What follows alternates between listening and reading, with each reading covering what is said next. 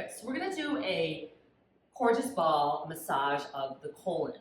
And I like this one because when we work the colon, it's great for digestion. It's also really soothing just to calm the nervous system. And we also get into this psoas muscle, which can get really tight from sitting all the time. So we start on the right side, we make our way up, we go over and down the left. So we follow the pattern of the colon. If it's sensitive, the more weight you put into your arms, the less intensity that you'll feel. If it feels even more sensitive, you can always play around with doing this at a wall. You'll just need a yoga block between the ball and the wall. So we'll come on down to our belly. And you're placing the ball somewhere around the front of the right lower abdomen, front of the right hip bone there. And then all we're going to do is drop into the elbows. So if you need to put a little extra weight in the elbows, you can put more weight. It might make your arms tired, but it takes a little weight if there's tenderness, if you've been constipated or your abs are feeling sore. And then you're going to let your head eventually fully come to rest. Notice if you're clenching your glutes, let them relax as well. And we're going to take about 3 to 5 slow breaths here in this spot. And then you can also, as you play around with this on your own, taking your time, you can bend the knees side to side. And then eventually, so you spend a little bit of time in each spot, you'll make your way up so that you're up by the lower ribs here on the right side. And the same idea, you drop the weight down. As you inhale, you feel a little bit of pressure into the ball. And as you exhale, you just relax around it. Try to stay here for 5 to 10 breaths. And we make our way over more towards right in the middle. Just be careful here. Sometimes this spot is a little sensitive. And you hold there, same idea. You can move the legs, check in with the glutes, take deep breaths. And then over to that left side, upper ribs. And then you're going down to the left side. So I'm moving through this a little bit quicker than I want you to, holding for about 5 to 10 breaths again, bringing in a little bit of movement.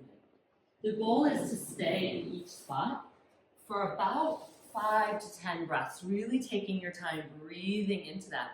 And sometimes, especially if you've been a little bit backed up, start over and do it again, 1 to 2 times. And then as you finish up, just lie down on your back and take a couple of deep diaphragmatic breaths.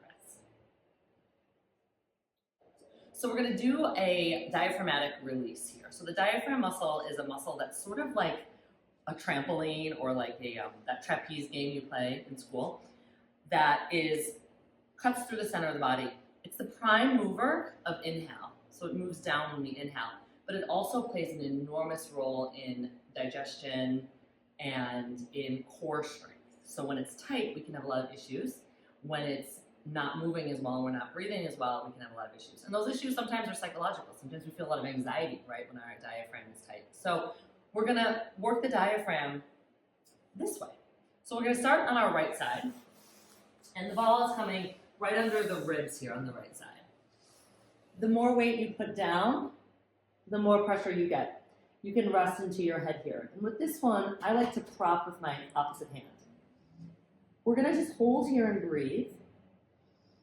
And the goal is to feel like you're taking the rib cage and smushing it into the ball. So as if you're trying to open your ribs, but there's something there that's preventing it. And you'll stay here for about a minute, 2 minutes.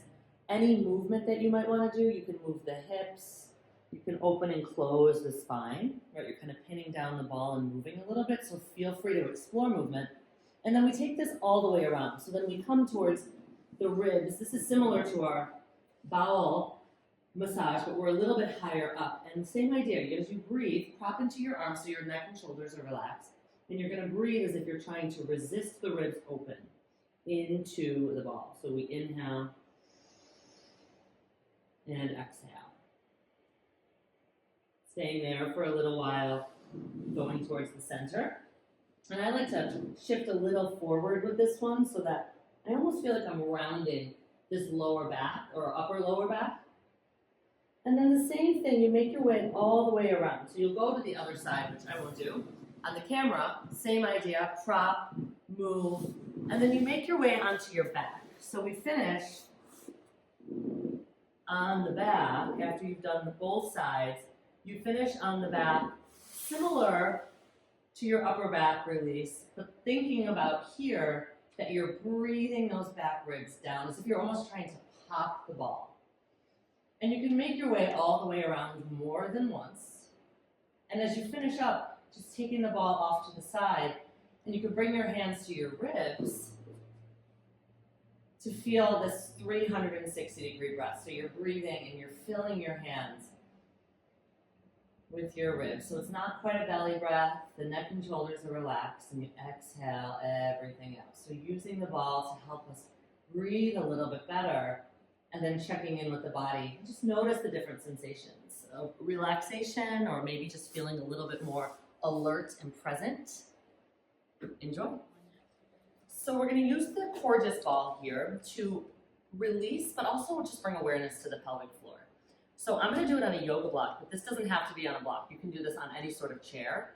It's just that when we do it on the ground, we don't have quite as much room. So I have the yoga block tipped sideways. You can do 2 yoga blocks, a seat, anything you got. And then from here, I'm putting the ball so that I'm sitting on top of it. And we're just going to bring awareness to the pelvic floor here.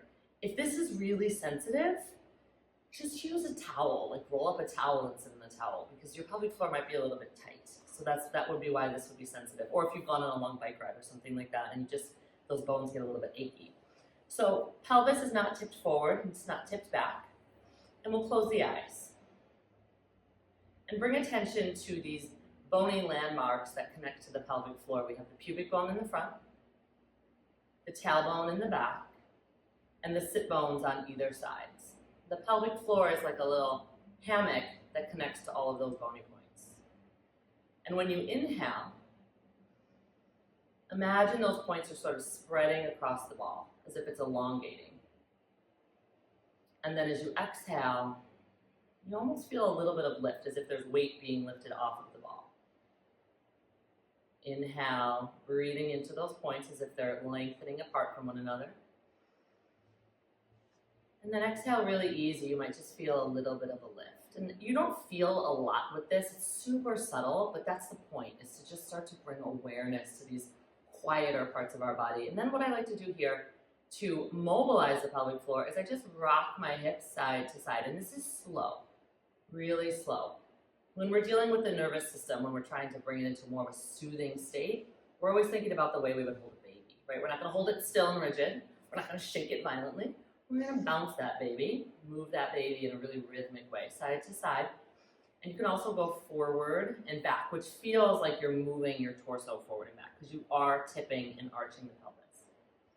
And to get a little bit more advanced, you're going to move in like a slow clock-like circle.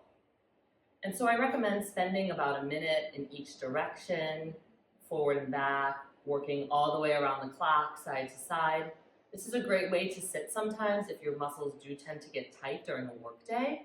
It's also a great way to kind of recover after a long bike ride or a lot of weightlifting. And also wonderful if you tend to have more tightness in